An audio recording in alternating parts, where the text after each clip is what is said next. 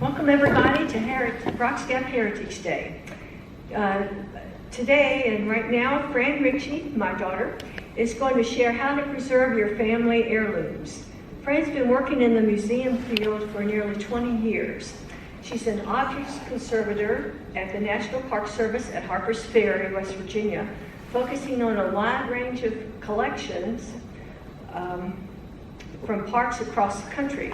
She's also worked at the American Museum of Natural History in New York City, the Smithsonian National Museum of the American Indian in DC, the Harvard Peabody Museum in Boston, Biltmore Estate in Asheville, and some other places. She graduated from the Art Conservation Graduate Program at Buffalo State University and also has an MA in Museum Anthropology from Columbia. So now Fran is going to show you a lot of things that I did wrong. Thank you. We'll just wait for this to be full screen.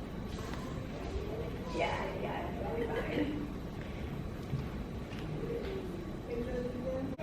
There you go. Thank you.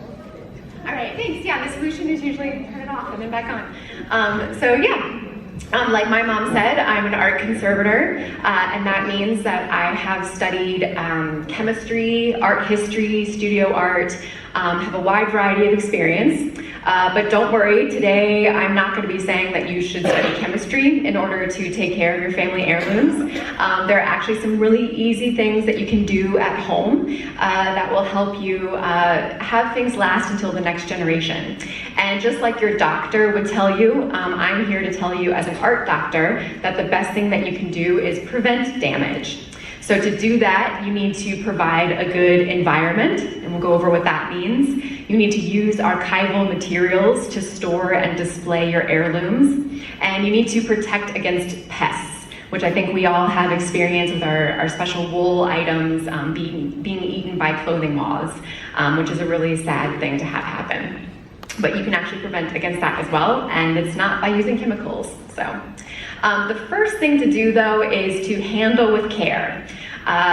This is something that when I talk about it, it feels like, oh yeah, duh, handle it with care. But you'd be surprised at how often we forget to do that, including art conservators. We get distracted, we get hungry before lunch, and you might pick up something or sit in something that you're not supposed to. We see in the image on the left, that is a Native American basket that's made out of plant material, and it's completely broken. The rim's coming off and it's kind of collapsing in on itself, and that's because it became fragile over time and someone went to carry it and they pushed a little too hard on it.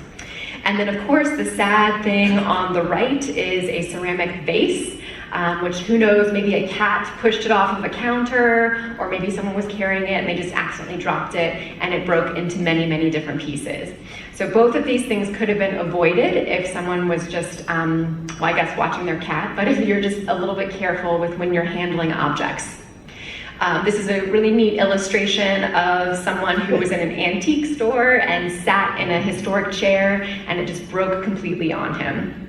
So I think that really illustrates that what you need to do is first study the object, look at it, see if there are any areas of weak points, like in that basket. If you were to look at that basket before carrying it, you would see, oh, maybe there's some broken pieces, and so I want to avoid that. Or if you have an old panoramic photograph that has rolled up on itself, you want to look at the edges to see if there are any tears on the photograph before you start unrolling it, because you want to know where it's vulnerable and places to avoid. Clear a spot before you move it. This has also happened to me. This is a do as I say, not as I do sometimes, where you pick up something and you're carrying it very carefully, and then you get to the spot where you want to put it down and there's papers covering it, or there's something there's your groceries, and you have to kind of juggle it in one hand and clear away with the other hand. You want to prevent that from happening so that you don't have to, precariously hold your special family heirloom. So have a route, clear off the table before you move something, before you bring it out to show your relatives. And then also wipe your metal surfaces after you touch them. And I'll show you a better image of why you want to do that a little bit later on. All right, let's talk about providing a good environment. The first thing that we want to protect against is light damage. Anyone who has historic photographs out on display, you may have unfortunately experienced this. And this photograph looks a little funky. It's because it used to be in a frame that had a mat board around both, or separating both of the people, this lovely couple in this image. And so that means that their faces were exposed to light in the room, to UV, but the rest of them was not. So you can see this huge difference that her dress is very red where it was blocked, where it was protected from the sunlight, but then where it was not protected, it turned into kind of brown, muted color. So it's very faded. And the thing to know about light damage is that it's cumulative and that it's not reversible. So if you have something on display that is susceptible to light damage, it will continue to be so. It will always fade over time. Even if you take it off of display and you put it in your closet for a little while, it won't recharge. It won't become colorful again. It will still have that damage. And then when you put it back out on display, it will still be susceptible to light damage. So you want to protect it, you want to prevent it from happening. Here's another example. This is my mom's quilt that we have on display upstairs in our house. There's some windows that shine directly onto the quilt, and it's kind of difficult to see in this photograph, but the edging that was on the back of it that was protected from the sun, the fabric is a black background, versus where it's been exposed, it turned into more of like a purpley blue background. So that's irreversible damage. And it's not just photographs and textiles, it's also furniture that has issues, which I hadn't really thought about too much before. And then once I started working with the National Park Service and visiting historic homes, we started to see this as a problem. And this is actually a piece of furniture that's on display at Carl Sandburg home in Hendersonville, North Carolina. And they had UV blocking film on their windows, but they failed over time. They only lasted for about 20 years, and then they needed to replace the UV blocking film. So once they failed, this dresser was exposed to sunlight. You can see the varnish on it ended up blanching and is now this disfiguring color. So then to prevent it, we want to keep your heirlooms away from direct sunlight. You don't want to have your photographs or anything that's important to you, don't have it in the direct line of sunlight. And so, look at your room during different times of the day. Does your family room where you have your pictures on display, does that receive sunlight between 8 a.m. and 10 a.m. or does it receive sunlight later on in the evening when the sun is setting? And so when you're in there, look to see when the sunlight's coming in and make sure that your family heirlooms are not placed directly where the sun is shining in. You also want to make and then display scanned copies so that you can keep the originals in the dark. And that's mostly for documents and for photographs. That's something my mom has done, and that's even something that we've done, scanning photographs or taking photographs of photographs for people at Heritage Day. It's really important to have copies so that you can display those, but keep the originals in a closet in the dark so that those can be what are passed down to the next generation. You can, if you have the means to, you could use UV blocking glass on frames to give a special document or photographs or paintings, and you take them to a framer to be framed. You can ask them to use specific UV blocking glass. You can install curtains, so, making sure, this is what we tell people. This is the Cane River Creole Plantation, a National Park Service site down in Natchitoches, Louisiana. And in that historic home, they installed curtains over the doors that probably weren't there originally, but they do a good job of blocking out some of the sun in the room. And then also use LED light bulbs, because some light bulbs actually do emit some UV in them. All right, and the next problem is high humidity, or we think of it as relative humidity because it's the amount of moisture that the air can hold at that certain temperature.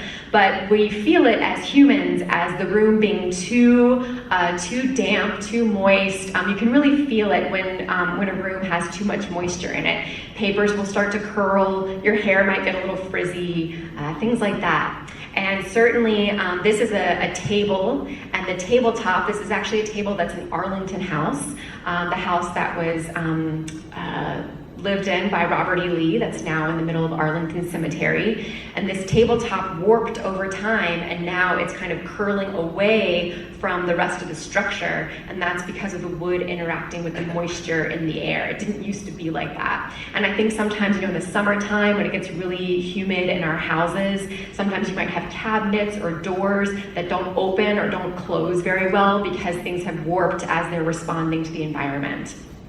We also see that in metal objects, which I don't usually think of something that responds really to moisture, but it does.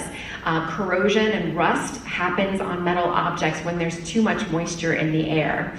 And if it's an object like this one, this bell that was at a Park Service site down in the southeast along the coast, the air down there, not only was it very humid, but it also was salty. And so salt likes to hold on to water and moisture, and so you really get a lot of rust and even popping off of pieces. This is actually a very difficult thing for art conservators to overcome and to treat. And we have mold. So mold will not grow unless the relative humidity is above about 65%. So that's the magic number that I always tell my interns, 65%, you don't want things to go above that. We see some mold growing on these shoes. I got this one from this photo from a colleague, so I'm not sure what museum this is from, but the Bible is also from that plantation down in Louisiana where the roof collapsed. So it was exposed to extra rainwater and a lot of moisture, and no one discovered it for a few days. And so this was a huge mold growth on this Bible. When you have a really high humid, and you have mold growing, the immediate solution is to remove it from that area if you can. So a good example of this is if you have some heirlooms down in your basement and they start to grow mold because it becomes too damp down there, remove them immediately and bring them upstairs, bring them to places that feel like they're drier. And usually, as long as the humidity is less than 65%, you'll immediately start to see that mold shrink away. So you want to let it die, let it shrink off, go away, and you know that the mold is dead because when you wipe it with your finger, it'll brush away. If it's still alive, you'll smear it. So once it's dead, then you want to vacuum it, and you want to make sure that you don't return that object to that high humidity situation because the mold will reactivate. Once there are mold spores inside of a material, you'll never be able to get them away. There's nothing we can really do to it to really remove it thoroughly. So if it's introduced to that area that's above 65% relative humidity, it'll start growing again. So get it out of there. Make sure it's not too humid. If the whole house, your whole room is very humid, there are some steps you can do to mitigate this risk. Use your air conditioning. Which sometimes, that means, if you're going on vacation and you're gonna be gone for 2 weeks, don't turn off your air conditioning completely. You wanna keep it on. You might wanna, set it to a different temperature, but you wanna make sure that it doesn't get too hot in your house because that will drive up the relative humidity. And that's something that Jimmy Carter would do, and we'll see later on there's some mold growing even in Jimmy Carter's house because he liked to save energy and turn off his air conditioning while they were on vacation. But you actually don't want to do that. You could use dehumidifiers in the summer, but this gets a little bit tricky because you need to remember to empty it because as it pulls that moisture and that water from the air, it's going to fill up, and you don't want it to fill up so much that then it spills out, and then that creates other issues. And then you also don't want to, you want to keep the air flowing. Mold also likes stagnant air. So if you have an area of your house that you know does get a little bit high in humidity, then make sure that you leave doors open so there's airflow. You might even want to put a fan in that room if you really need to, or as you're trying to get the humidity down in that room, definitely have a fan blowing. Don't store or display things in your kitchen because it gets very humid in kitchens as you're cooking, as you're boiling water. There's a lot of steam building up. Same with the bathroom. If you have a really special photograph or drawing or painting, don't put it in the bathroom because there's going to be a lot of moisture from the shower that builds up in there as well. And then water events, as we call them, which is when there's something particular that happens, like an emergency situation. Like in this photo, it's a basement that's flooding because a pipe burst down below. and that can cause some major problems with items. I think we're probably all familiar with that. When things get drenched in water, they can really warp and sometimes cause irreversible damage. So if you do need to store something in your basement or under water pipes, the best thing that you can do is store them off of the ground.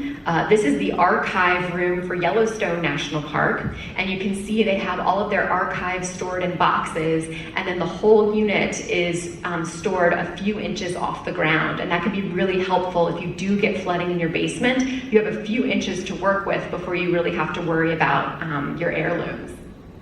You can also cover all of these shelving units with plastic, especially if you have something, if you're storing something and you know that it's a water pipe that's over top of it, go ahead and store plastic on top of it so that if the pipe does burst or have a leak, then all of your materials are going to be protected. And once again, just don't store and display things in your kitchen or in a bathroom that has a shower. It can also be too cold or too hot for things. This is a shark skull that's from a natural history museum, and it's very common practice for museums to freeze their objects to prevent pest infestation, but freezing teeth can be a little bit dangerous because if they dry out too much over time, or if it becomes too cold, they will crack, and then they will even split and you'll get some loss. But then also some materials can't get too hot. So those of us who remember having cassette tapes or vinyl records, you know that if you were to keep these materials, these plastic materials in your car, and like if you're doing a road trip out west, you're in the desert, it gets really hot in your car, you might have things melt or warp, and that is certainly irreversible. So you don't want to keep things too hot or too cold. So like I said, don't store things in your car, but you also don't want to store things in unregulated spaces like an attic or maybe an outbuilding if you live somewhere where it does get pretty hot. And by hot, I mean that you wouldn't feel comfortable sitting in there for an extended amount of time. Think of the objects as you think of yourself. You wouldn't want to be sitting up in an attic for a long time or in your shed for a long time, so don't put your objects in there either. And then don't store or display things above or next to your fireplace or even a heating vent that gets very, very warm. That might get a little too warm for the objects that you place near there. And then once again, in the kitchen, if your kitchen gets really hot, you might have some cabinets above your stove where you might want to display some things, but don't do that because it gets a little too hot there, and it could also be a little too humid and even put some grease onto your objects. All right, pollution. This map, this is the back of a paper map, a historic map on the left, and it's stained. It's not supposed to be this brown color, and that's because it was stored inside a wooden frame, and the wood off-gassed different acidic components that interacted with the paper and caused this staining, caused it to turn yellow. And not only does it cause a difference in color, but it also affects the structural integrity of the paper, so it makes it more brittle and more likely to break if you were to handle it. Also, this doll sheep, it's from a natural history museum. It was stored in kind of an attic-like space in this museum, so it has a lot of dust on it, and the museum used to heat the building using coal, and so there's also coal dust that has settled. This is supposed to be a very white sheep, and now it just kind of looks gray and sad and uncared for, and that's from the pollution. To protect against pollution, once again, you're hearing this a lot, don't store or display in the kitchen because of the grease that's in the air and can deposit onto your items. Don't store or display above the fireplace or wood stove where there'll be smoke coming out that can deposit onto your objects. You want to maintain your weather stripping around your doors and your windows. Make sure it's sealed off so pollutants from outside aren't coming in. And install and maintain filters in your HVAC systems. And finally, my favorite thing to talk about is don't add your own pollution to things. This is a ranger jacket from someone who used to work at Yellowstone National Park, and it's green, but it has a bunch of white all over it, and that's because someone at some point added a leather dressing to the jacket. So leather dressings are very common that you can use to apply to like your horse tack and even your fancy dress shoes and whatnot.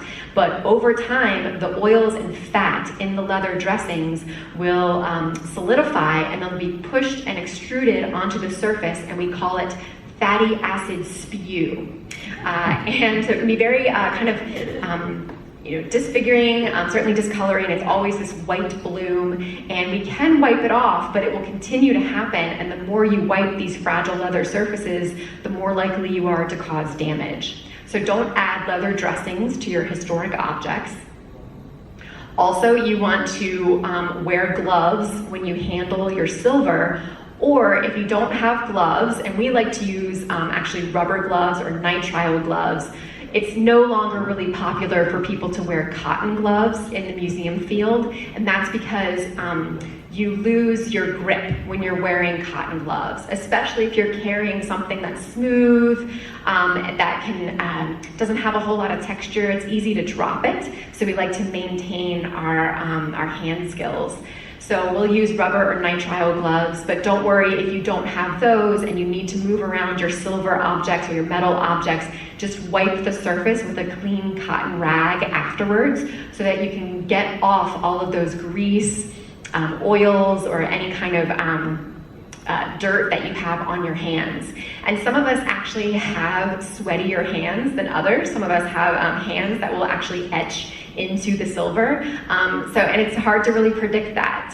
Certainly wash your hands before you carry it, but if you're not sure, wipe it down afterwards.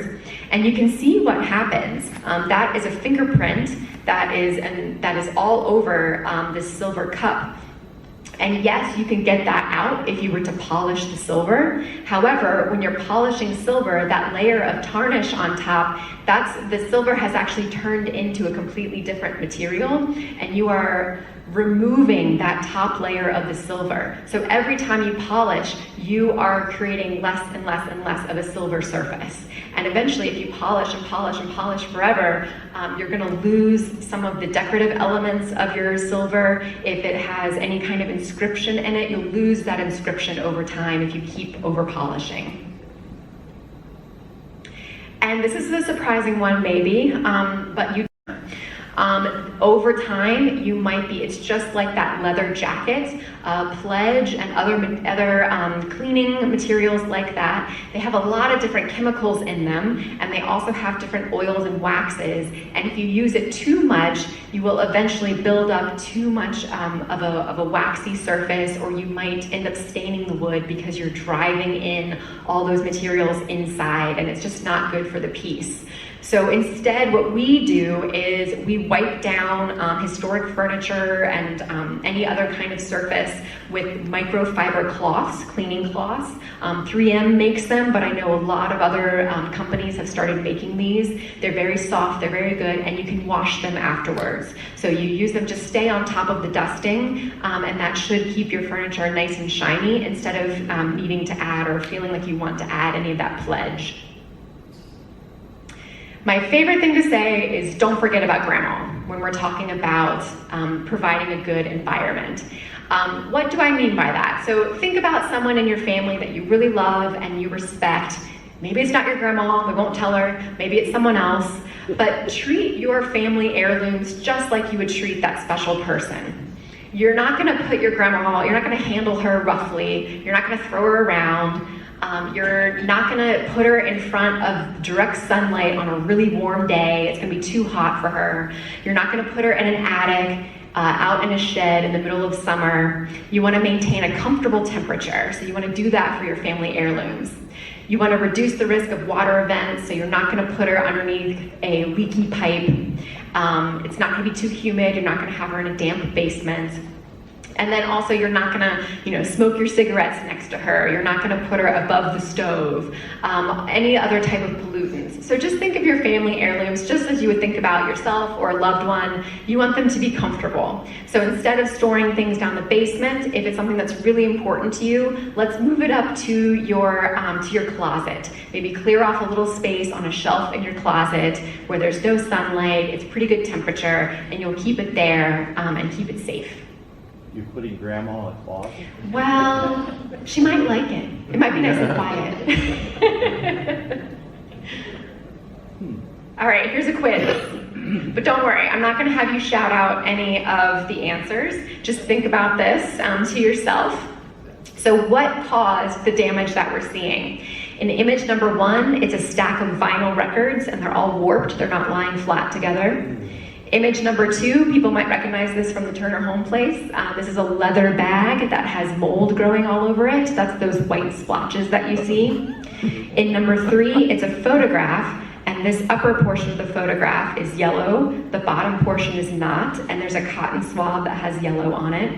And then in image number 4, it's a red dress, Native American dress, that had a silver belt around it, and when the belt was moved, you could see these red areas.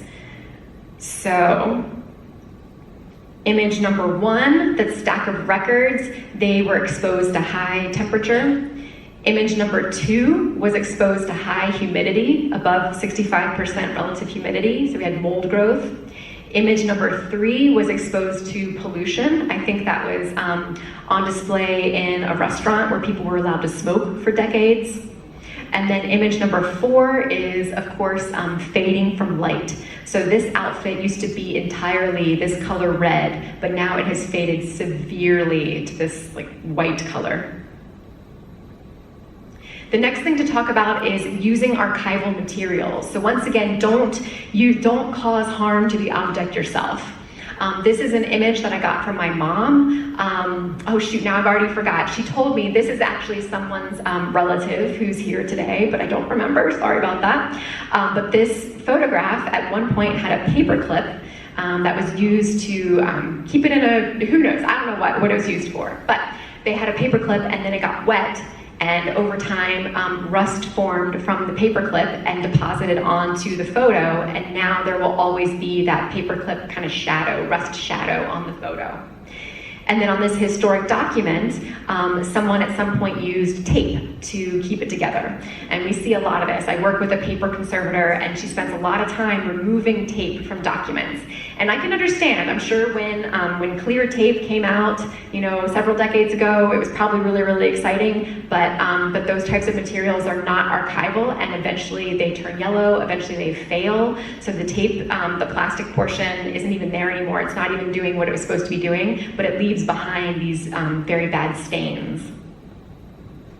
So what we use in the museum world are archival folders and boxes, and by archival I mean they have a neutral pH, they're made from really good materials, and then by putting things in boxes and folders, you can keep things from getting too crowded. It's not like you're putting all these documents in a drawer that are gonna touch each other and be in there with your keys and things like that. You want to keep everything in its own place, be very organized, that can help. And certainly don't use metal, we don't use staples, we don't use paper clips, we just keep everything in a folder together. For your historic photographs, and you can see in this one, this is not my photograph, and that's why the person's wearing cotton gloves. But for photographs, we like to put things in mylar sleeves, which is a polyester sleeve. You can buy these online if you just look up archival storage materials. And I can, if anyone has any questions, I can provide some websites for that after the talk. But if you don't want to buy these polyester sleeves, then just go ahead and put them in a folder, even just a regular, file folder, so that you have a designated place for them and you have something to use to carry them, then that's good as well. What we're basically doing is minimizing handling and providing support. So you don't want to touch the actual family heirloom, you want to touch what it's housed in, what you're storing it in that folder or in the sleeve. For your special textiles, your wedding dresses, Halloween costumes, whatever is important to you, your Letterman's jackets, don't store them on metal hangers because the metal, once again, can also rust, and that can then deposit onto your clothing and cause a stain that you can't really get out. And then also, if you have any clothes in your closet that have been on metal hangers for many years, you start to see that the clothing, it gets a really hard crease on the metal because the metal's very thin. And that can be really difficult to get out as well. And sometimes as the textiles age over time, you'll even get holes in your clothing because the crease has become so severe that it actually breaks the fabric. What we do is use padded hangers.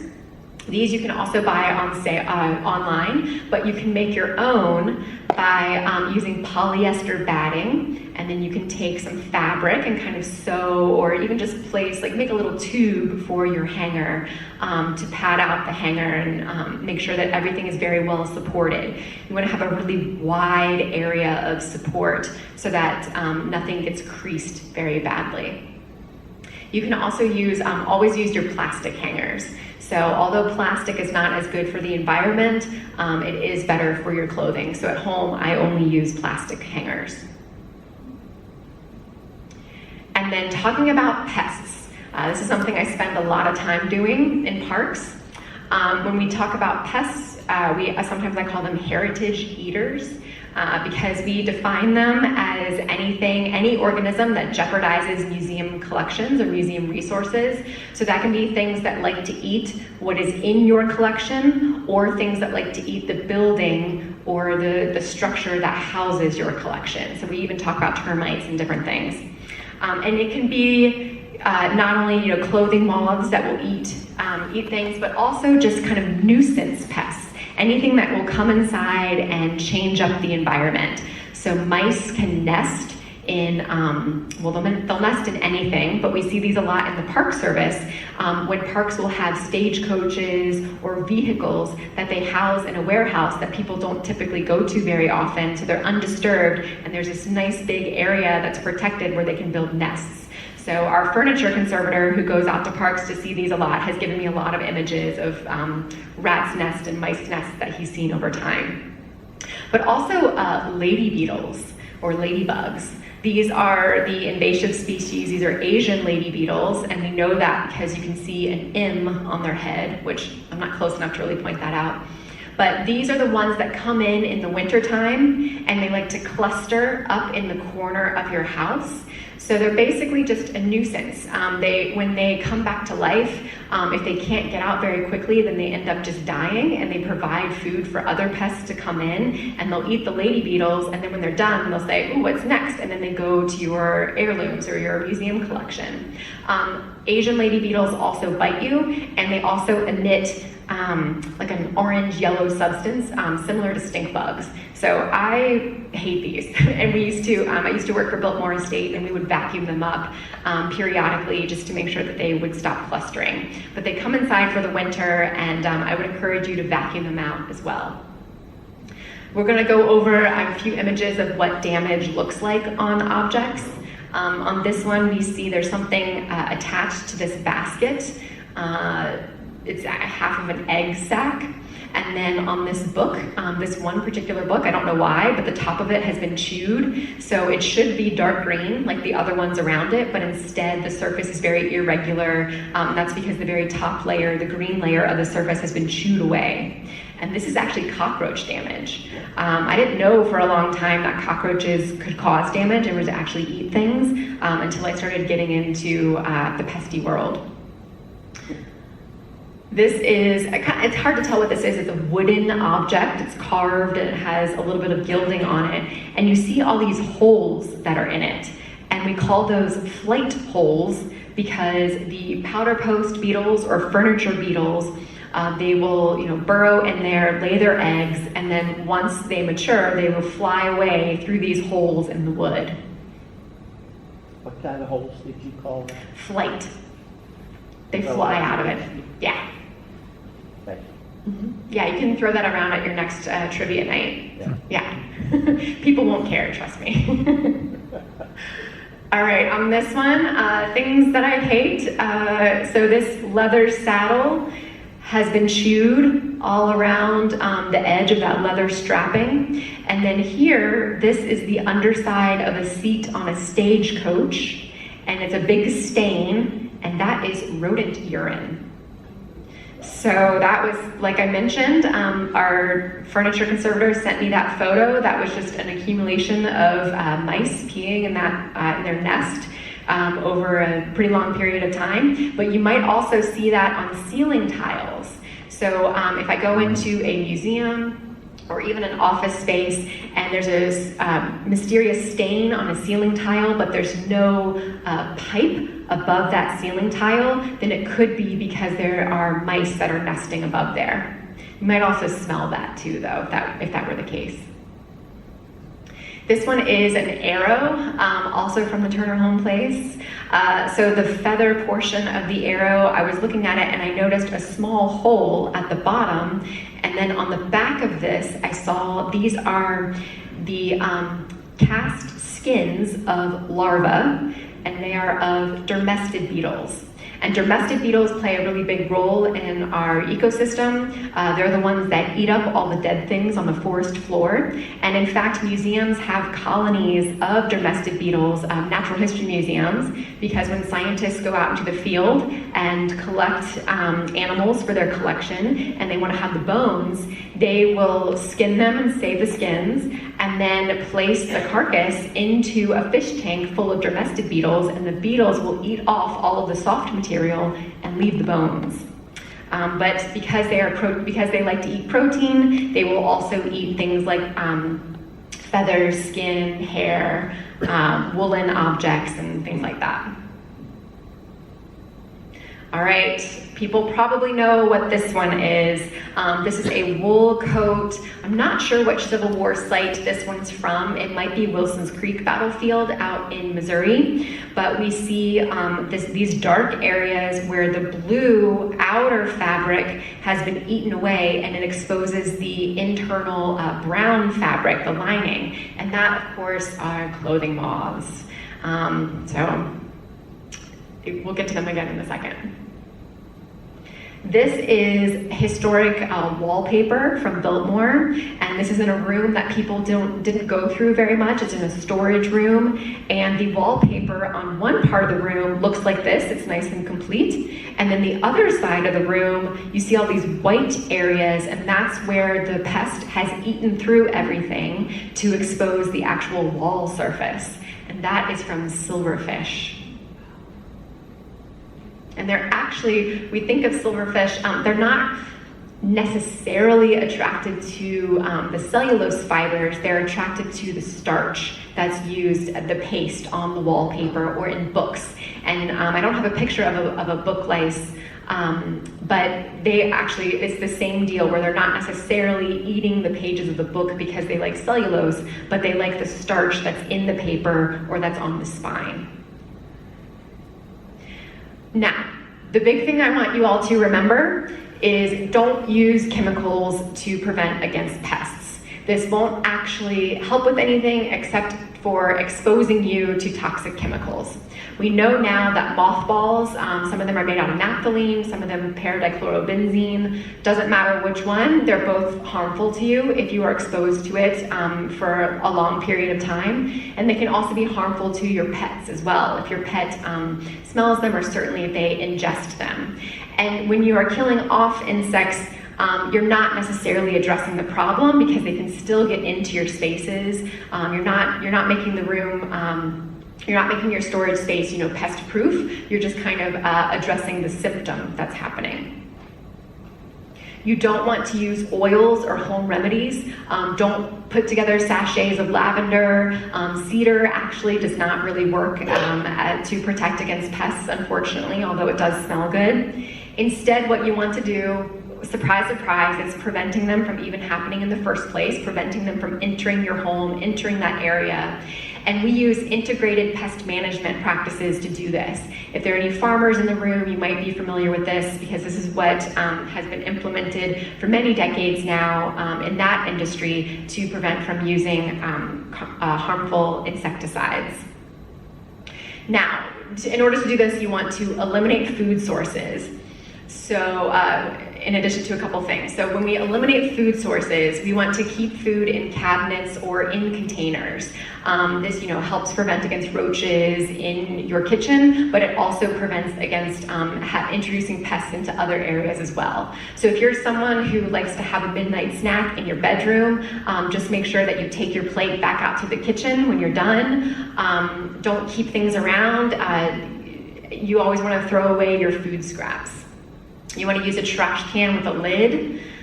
Rinse your recyclables before you place them in a bin. You don't want to have it sticky. You don't want to be attracting any kind of pests. Because like I've mentioned before, even if it's a pest that won't necessarily eat your objects, like those ladybug beetles, then they will, when they die, they will attract other things that will eat your collections. They will attract the moths. I've seen clothing moths living on dead mouse carcasses, and that caused a moth outbreak in a very large museum collection. So things get really wild. You want to wash your clothes before you put them away for the winter, because you don't want to have the oils from your skin still on your clothes and have insects be attracted to that. You want to vacuum and clean regularly, vacuum all of your spaces so that there aren't crumbs around, there's not hair or pet hair around that domestic beetles want to come and munch on. Check on your wool clothes periodically throughout the winter. That's the biggest thing to do if you have wool. So instead of using mothballs, you just want to periodically, once a month, pick them up, shake them out a little bit, make sure that nothing's happening in there, because the insects want to hide from you. They want a nice undisturbed spot, so if you're coming in and disturbing it, they're not going to want to live there. And then store your winter clothes in Ziploc bags. So you want to clean them before you put them away. If it's wool, for wool blankets, let's say, I would vacuum the wool blanket at the end of the season, and I would fold it up and put it in a Ziploc bag and then put it away. And then periodically check on it throughout the winter to make sure that there aren't any clothing moths that are developing. In addition to eliminating food sources, you want to eliminate water sources. Some of these are a little bit designed for museums instead of our houses. For example, using moisture barriers beneath buildings. I don't think too many of us can really do that right now, but these are the types of things that we're thinking of when we build buildings specifically to house collections or to be a museum. But at home, we can certainly repair any plumbing or leaks promptly to make sure that we don't increase moisture in spaces or don't have water events. And then just maintaining that environment as much as possible. Maintaining the weather stripping on our windows, making sure that that's not introducing moisture in the room. And then eliminate harborage. And harborage are places for them to hide and reproduce. Like I was saying, we want to disturb them. We don't want to give them their space. Just be all up in their business. So don't accumulate clutter and debris in your office areas or basically anywhere. Easier said than done, I know. Move boxes and other items that are often stored on the floor onto shelving or in cabinets. Keep things neat and tidy so that you can clean around them, like that image from the archives from Yellowstone. We want to discard corrugated cardboard boxes immediately, like shipping boxes. So if you order a lot of things from online, I know of a museum that had an outbreak in silverfish because the silverfish were living in the shipping boxes, and then when materials were delivered to the museum, they weren't unpacked right away and the boxes weren't discarded. So the silverfish moved from the boxes then throughout the entire museum, and it was very difficult for them to fix that problem. The rest of these, we don't allow live flowers or potted plants in our spaces. Some museums, if they do have special flowers on display, they have procedures and protocols for that. So just be aware if you have any flowers, make sure that they're not introducing pests into your ecosystem. And then doing things like, maintaining clean areas around the garbage dumpsters, removing bird and insect nests from building exterior. And then we even go so far as to say any of our museum buildings, we're not supposed to have shrubs or anything growing within about a 6-foot radius around the building. And certainly no trees, tree limbs coming over onto the roof of the building so that we can prevent things like squirrels or birds from just coming on over. So that's my preventive things. Hopefully you feel a little bit empowered. Hopefully you have a couple tips or ideas in your mind of what you can do at home. And now, just for a couple minutes, I'm going to talk a little bit about what I do in my day job for the National Park Service.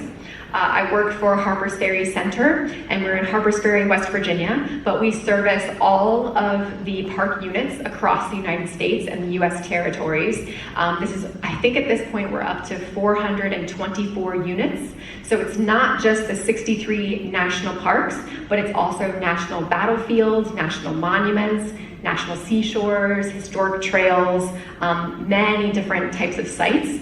And about 85% of those actually have museum collections. And what I mean by that is if you go to a visitor center at any of these sites and they have any objects on display, or if they're a historic home that have things on display, that could be something that I could potentially go to the site and work on. I could clean it or repair it, or they might send it to me to my lab in West Virginia to work on. There are five of us at Harpers Ferry Center, and we each specialize working on different types of objects. So that's me in the center, and I work specifically on organic materials. So those are things that were once living and are now dead. So that could be plant or animal materials. So I'm working on this basket down in Louisiana in this image. But I do end up working on a wide variety of things. I can't just kind of keep to just the organic things. But here, my colleague, she focuses on inorganic materials, so a lot of metals, ceramics, and glass. And in this image, she's working on a typewriter that was owned by Carter G. Woodson, who was the father of Black History Month, and his historic home is in Washington, D.C. This is our book and paper conservator. So any kind of historic paper documents or books go to her. This is our furniture conservator. He's working on a Victrola down in Hawaii in this photo. And then we have a textile conservator who works on anything from Civil War flags and uniforms to upholstered furniture and bags, anything kind of in between. Some of the things that I worked on, one of my first trips ever for the National Park Service was working on the original torch for the Statue of Liberty. So this was removed in 1989. The other sculptural elements was corroding so badly from moisture, from rust, that they had to remove it because it was unsafe. And so they put a replacement up there. And then this now lives in a special visitor center that they just built on Liberty Island back in 2019. So if anyone goes there today, you'll be able to see this. Not quite as up close and personal as when I was working on it, but you can get pretty close to it. So even in this first image, I'm showing you something that isn't organic. So I do work on a wide variety of things. But my favorite is taxidermy. This is a taxidermy pelican that's on display in Yellowstone National Park at one of the visitor centers. It's the Fishing Bridge area. It's near the lake. And this visitor center, Fishing Bridge, it was designed so that all of the taxidermy could really be seen, a lot of open cases and a lot of windows in the room, which is dangerous because of UV, but for this it worked out okay. And they wanted people to be able to see the taxidermy up close, but then also see outside so that then they could learn about the animals and then kind of be beckoned outside to go see them in real life. And indeed, I did get to see some white pelicans while I was there, which I didn't realize there were white pelicans in Yellowstone. So just, restoring some color to the beak, repairing some torn skin from rusting armatures and fun things like that. This is me working on a project for the herbarium up in Acadia National Park in Maine. They had a pest infestation of drugstore beetles that they needed to, first they froze everything to kill it off, and then I came in and cleaned up the insect damage, created some little specimen packets for any debris that came off of the specimens. And then in this photo, I'm working on a prosthetic hand that is for a soldier who sustained injuries during Gettysburg. So they have a really neat temporary exhibit right now at Gettysburg Battlefield that's all about the life of a soldier, both during and after the war. And besides doing hands-on work, I'll also go to spaces and do a condition survey and check out how are different materials faring over time, what needs work, what's working out well, what does the museum need to do to improve things. And we're back at Carl Sandburg Home in North Carolina. He was a very famous poet in his day. And so I was in his bedroom looking at things. This is actually that piece of furniture I showed you earlier where the varnish was turning yellow because of the direct sunlight. But I really got to look at a lot of his personal effects, including his dentures. So you never really know. Think about that. If you were someone famous and you died and your site and your home turned into a national park tomorrow, what kind of things would people find in your home? What story would it tell about you? So this is one of my favorite things I've ever had to look at officially in a museum collection. And then finally, speaking of being up close and personal, if anyone might recognize the little girl in this painting, that's Amy Carter, and I'm in President Carter's living room when this photo was taken. So a couple years ago, it was right after he'd gotten out of the hospital, and like I said, they had mold growing on some of their paintings. A lot of the portraits of their family that one particular artist painted was growing black mold on it. So they wanted me to come in. I was doing some work on a different site in Plains, Georgia. They wanted me to come in and check it out. So after we went through Secret Service, Amy, their daughter, met us at the door, brought us in, and we were in Jimmy Carter's bedroom.